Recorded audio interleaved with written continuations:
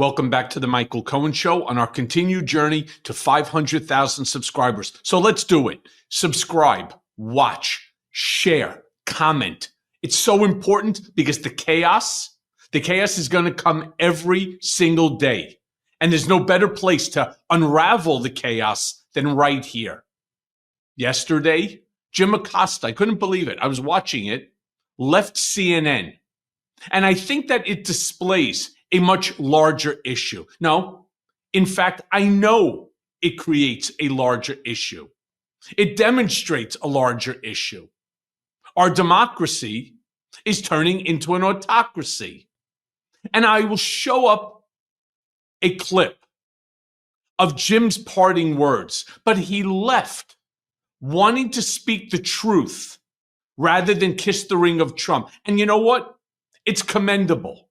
It's a commendable act by Acosta. In fact, I called him last night just to see if he was okay. I have known him for years. And while I have seen him get under Trump's skin, and I have seen what the previous Trump administration attempted to do to him, he didn't care.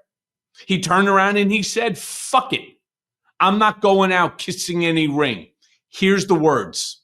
Play the clip. I just wanted to end today's show by thanking all of the wonderful people who work behind the scenes at this network. You may have seen some reports about me and the show. And after giving all of this some careful consideration and weighing an alternative time slot CNN offered me, I've decided to move on. I am grateful to CNN for the nearly 18 years I've spent here doing the news. People often ask me if the highlight of my career at CNN was at the White House covering Donald Trump. Actually, no. That moment came here when I covered former President Barack Obama's trip to Cuba in 2016 and had the chance to question the dictator there, Raul Castro, about the island's political prisoners. As the son of a Cuban refugee, I took home this lesson. It is never a good time to bow down to a tyrant. I've always believed it's the job of the press to hold power to account. I've always tried to do that here at CNN, and I plan on doing all of that in the future. One final message. Don't give in to the lies. Don't give in to the fear. Hold on to the truth and to hope. Even if you have to get out your phone, record that message. I will not give in to the lies. I will not give in to the fear. Post it on your social media so people can hear from you too. I'll have more to say about my plans in the coming days, but until then, I want to thank all of you for tuning in. It has been an honor to be welcomed into your home for all these years. That's the news. Reporting from Washington, I'm Jim Acosta. And if you think that that wasn't a direct threat coming from the White House, you have another thing coming. In fact, the time slot he was talking about, I spoke to Jim. I speak to Jim all the time. I consider him a friend. They wanted to give him like the 1 o'clock to 3 o'clock in the morning slot. Imagine that. A guy's there 18 years, has some of the highest ratings of any show. And they're moving him to a dead spot. Okay. I wonder why. I'll tell you who was happy about this. Trump. Trump was happy that he left. And here's what he posted on Truth Social. He turned around and he writes, wow, really good news. Jim Acosta, one of the worst and most dishonest reporters in journalistic history, a major sleazebag, has been relegated by CNN fake news to the midnight hour, Death Valley, because of extraordinarily bad ratings and no talent. Word is that he wants to quit, and that would be even better. Jim is a major loser who will fail no matter where he ends up. Good luck, Jim. Now, before you take that down, keep it up a second. Look at the top. This is coming from Donald Trump's social post. The President of the United States of America, the most powerful man on the planet. Really good news? Dishonest reporter? Major sleazebag? CNN fake news? Bad ratings? No talent? Take it down. Is this really what we're supposed to expect? If Trump doesn't like you, you lose your job or they put you into Death Valley? the midnight to 2 o'clock or 1 o'clock to 3 o'clock in the morning slot. I'll tell you this. I spoke to Acosta last night. And he said, I was never scared of Trump. Ever.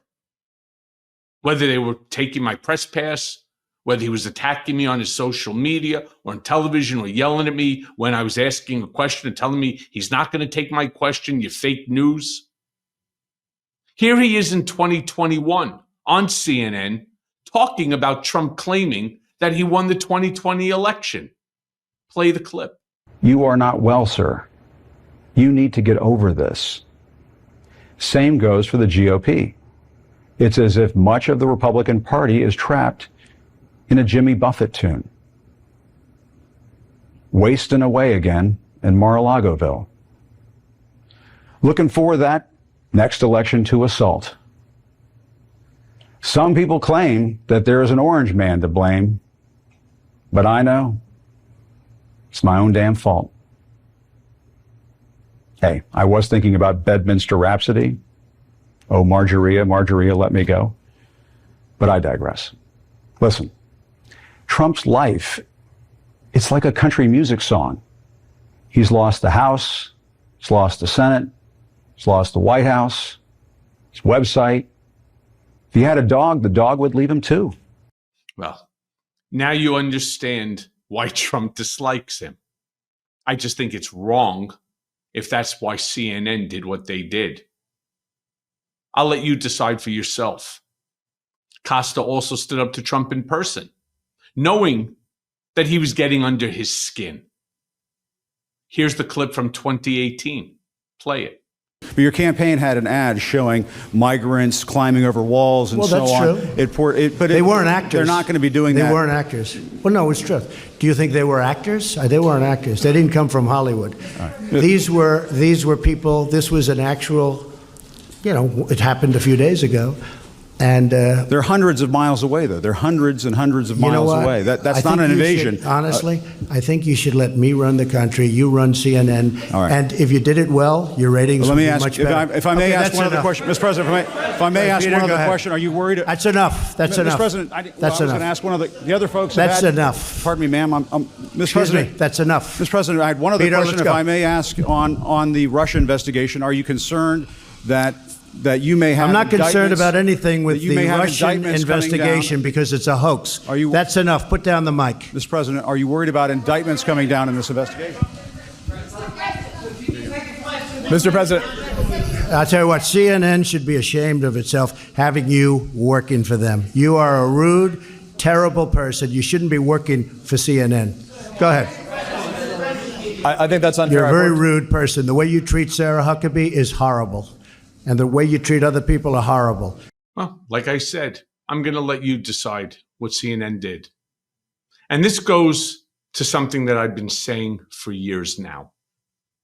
The way that you destroy a democracy and turn it into an autocracy, two ways. The first is that you strip the First Amendment. You take over the news, very much like what Russia does with Pravda, which means truth in Russian. It's all state-run news. Watching CNN and other networks altering their narratives so that they can oppose Trump. It's a slippery slope. We've now seen it, not just on CNN, MSNBC, Joe Scarborough, Mika. You can't even listen to Morning Joe anymore. Everything that they do, they go and then they pull back. They go in and then they pull back. We have to keep our audience, but at the same time, we don't want to offend the president. And I don't blame them. I don't like it, but I understand it. I want to turn around and very quickly show you a clip from yesterday's political beatdown. Me and my co-host, Ben Meiselas, talking about this. Play it. One of the other problems, and something that I have warned each and every one of you about again and again and again. When Donald Trump stated that he didn't know anything about Project 2025, wasn't aware of it, he wasn't informed on it, and so on, that was a lie.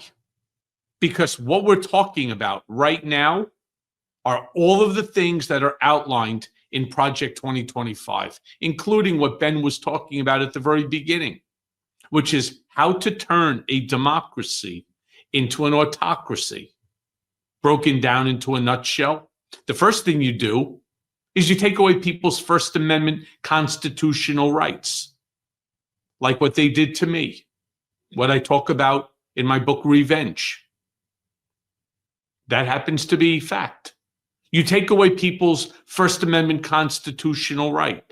The second thing you do is you take over military. And if you can't take over the military, what you do is you go ahead. Oh, Steph, you got your book? Good. What you do is you create a paramilitary group. Well, what do you think the January 6th defendants were? It was a paramilitary group wearing, military armament gear.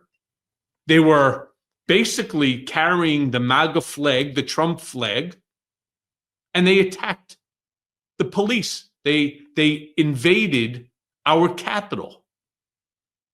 And that's a real problem because this is not a joke. And it's why Midas Touch Network, my YouTube channel, my Mea Culpa podcast, all of the different assets that you find on the Midas Touch Network are important because staying in the know, especially when there's going to be state-run media, we already see that with Fox, Newsmax, OAN, Washington Post, blah, blah, blah. That's what you're going to end up with. State-run, controlled media. Hey, everyone. First of all, thanks for watching. I mean, we're going to be posting daily episodes with reactions and talking about politics. We'll be talking about everything, in fact. So please like and subscribe. Join us on this journey.